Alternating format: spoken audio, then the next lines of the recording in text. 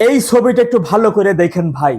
বন্যার পানিতে আটকে পড়া এক পিতা, গলা সমান পানি প্রায় নাকের কাছাকাছি, তার ছোট্ট দুই সন্তানকে বাঁচানোর জন্য সর্বোচ্চ চেষ্টা করতেছেন।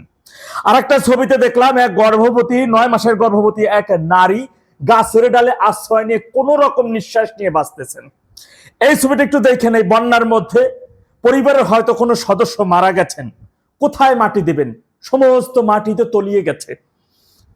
তাই কলা গাছের ভেলা বানাইয়া তাকে ভাসাইয়ে দিচ্ছে। কতটা অমানবিক দৃশ্য!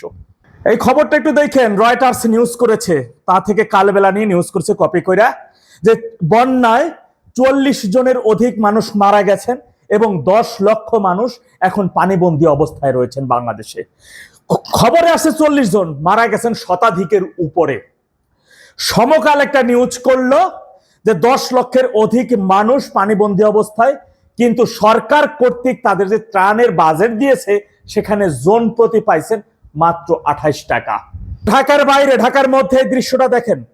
বিএনপির কেন্দ্রীয় কার্যালয় এখন পানির নিচে। দেখলাম বিএনপির ওই যে বিসি ছাড়া রুহুল কবির রিজভি রিক্সায় করে কোন রকম প্রাণ নিয়ে বেঁচে যাইতেছেন।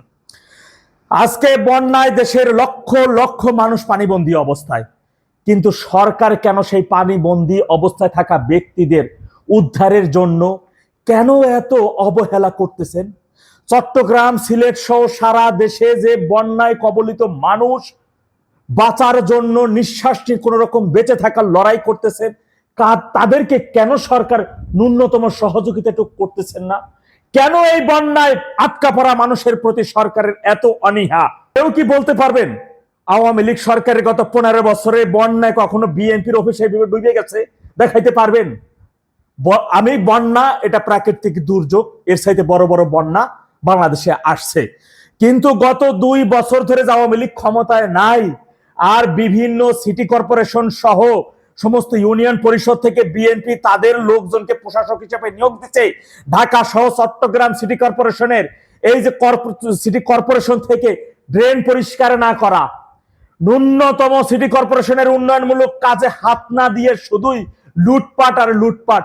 এত বন্যা হইতেছে, তার মধ্য থেকেও দেখলাম চট্টগ্রাম সিটি কর্পোরেশন যে প্রশাসক রয়েছে, যে গণ্ড মূর্খ, সেই মূর্খ বলতেছে বন্যা আরো বেশি হইতো যদি প্রধানমন্ত্রী এত তদারকি না করতো।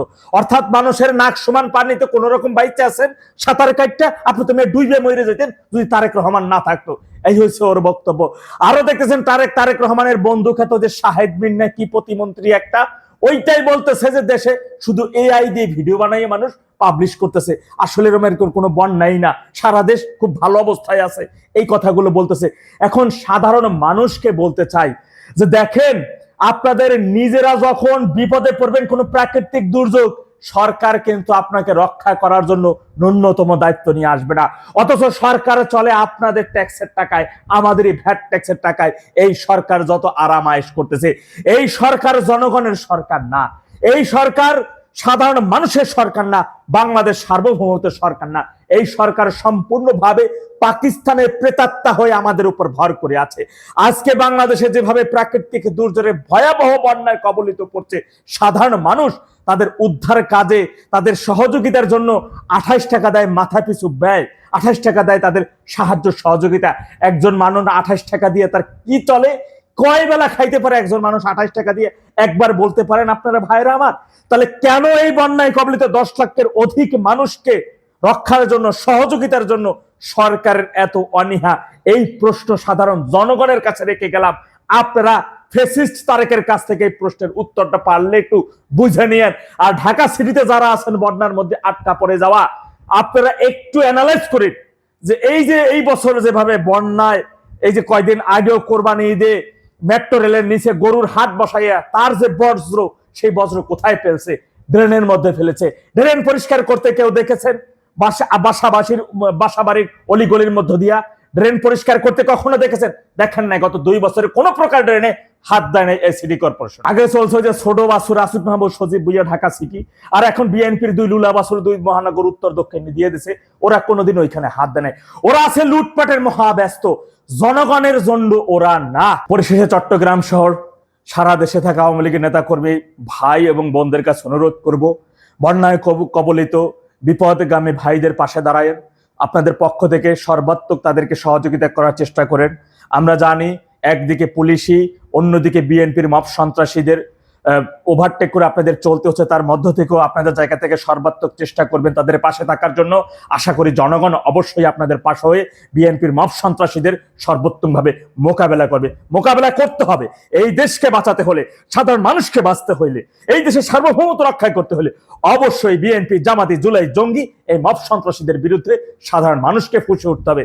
তা না হলে কেউ রক্ষা পাবে না, কোনো একজন সাধারণ মানুষ রক্ষা পাবে না ওই হায়নাদের হাত থেকে। প্রাকৃতিক দুর্যোগের মৃত্যুর মুখে পড়ে যাবে, সরকারের পক্ষ থেকে, এই ফেসিস্ট তারেকের সরকারের পক্ষ থেকে তাকে কোনো ধরনের সহযোগিতা আসবে না। কারণ আপনারা অবশ্যই এটা প্রমাণিত হয়েছে, আপনারা জানেন যে সরকার গত 12ই ফেব্রুয়ারি কিন্তু আপনাদের, আমাদের জনগণের প্রত্যক্ষ ভোটে আসে নাই, সে আসছে ডিপ স্টেট মার্কিন এবং পাকিস্তানিদের চুক্তির মাধ্যমে সরকারে আসছে। সুতরাং জনগণের উপর তাদের কোনো দায়বদ্ধতা নাই, যত দায়বদ্ধতা মার্কিন এবং পাকিস্তান, এ ব্যতীত না। ভালো থাকুন, আসসালামু আলাইকুম।